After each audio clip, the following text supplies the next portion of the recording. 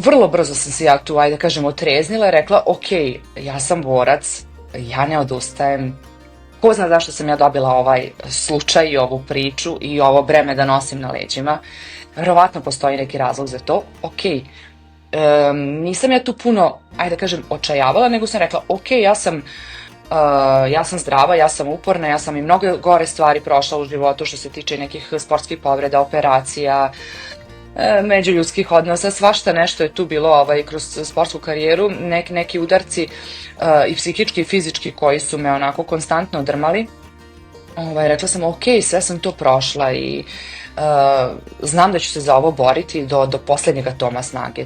To je bilo ono što je mene od samog starta guralo napred. Ta neka, da kažem, sportski duh i borbenost.